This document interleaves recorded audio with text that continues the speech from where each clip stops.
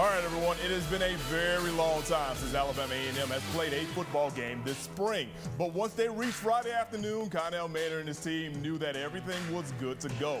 Despite having multiple games postponed and canceled, A&M is still in the hunt for the SWAC East Division crown. They're on the road Saturday at Jackson State, who's led by Pro Football Hall of Famer Deion Sanders. So let's take you out there for all the action. Of course, the Bulldogs wasting no time. A 9-play drive is capped off by this 9-yard TD connect between Aqeel Glass and Abdul Fattah Ibrahim. Bulldogs up on top 7-0. But Jackson State will respond. The Tigers go on a reverse right here. Warren Newman makes a quick little shifty move. He finds the end zone from 6 yards out. We're tied at 7. Same score now. Santi Marshall breaks 2 tackles, and in front of him is nothing but space and opportunity. He scampers 54 yards for a score, and Jackson State's on top 14-7 as Dr. Doom looks on. Back comes Alabama A&M. Jackson State sends pressure. Glass throws a screen pass to Gary Qualls, and he's got nothing but space and opportunity in front of him. He scampers 43 yards for a score. 135 total yardage on the day for him. It's 14-14. Then, I always love saying this, Aqeel Glass scoring on an option keeper. He puts the Bulldogs up 21-14. But Quincy Casey bringing Jackson State back. He throws a quick pass to Warren Newman. He makes the defender miss, and they tie the ball game up at 21 apiece. Less than a minute to go. Here comes A&M with the response. Glass with a picture-perfect pass to big play Xavier and Moore for a 61-yard score. Bulldogs back on top 28-21 at the half. It's so nice. Look, let's go ahead and just show it to you twice right there. Now, in the second half, more from Glass and the Bulldogs in the red zone.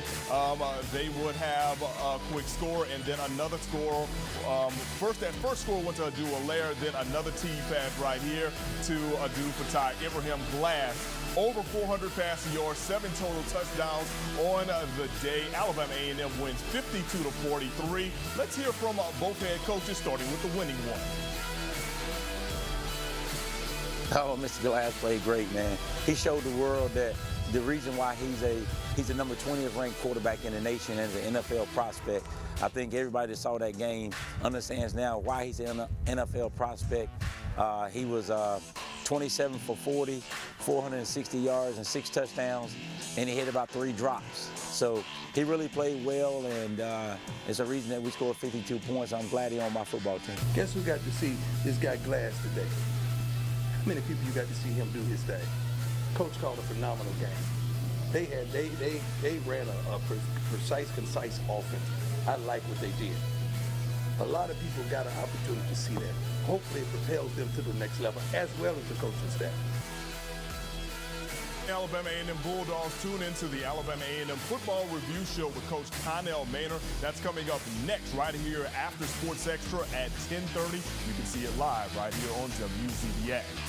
So, Kayla, we've been waiting on this moment for over a month now. Alabama A&M finally getting a chance to play a football game in the SWAC, and they showed out yesterday in the state of Mississippi. What did you think about the overall performance of Coach Maynard and his team as they beat Coach Deion Sanders in Jackson State?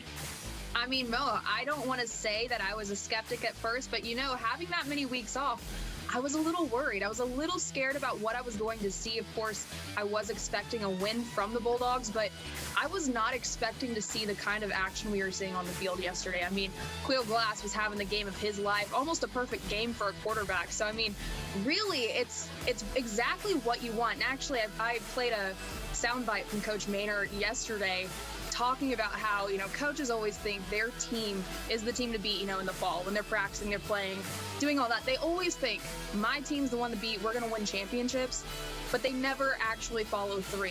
There's only a handful who actually do that. I think A&M is actually following through with that. The execution we saw yesterday is exactly what I'm sure they've been preparing for the past several weeks. So all in all, that was an incredible game. I was not expecting the way they came out. Very proud of them, and I just hope that they can carry this momentum on for the rest of the season, because it doesn't end here. We still have the rest of the season to play, so we'll just have to wait and see.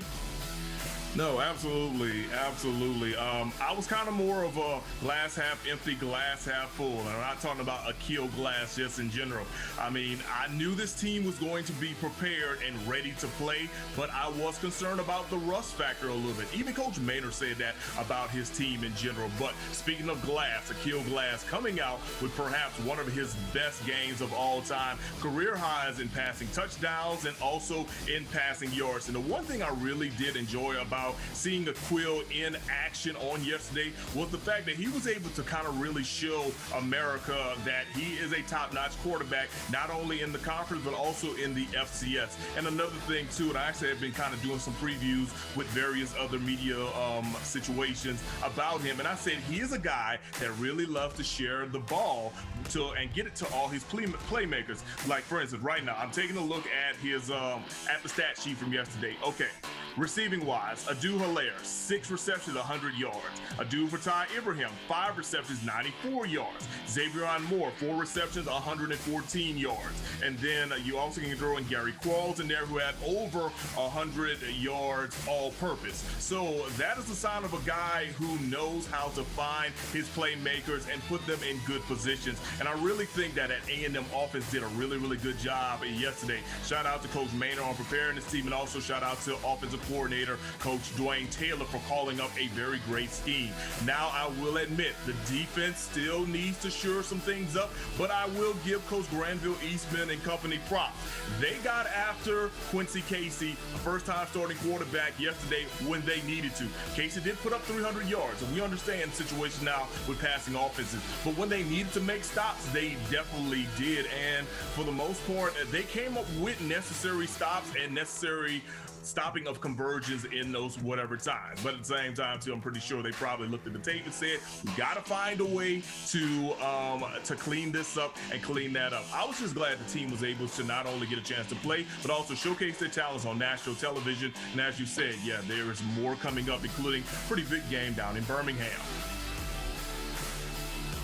All right, and that big game down in Birmingham is the Magic City Classic between A&M and Alabama State. That game will take place at Legion Field next Saturday at 6:30 p.m. You can watch it live on ESPNU. And just a heads up, the winner of that game definitely has the inside track to winning the East Division.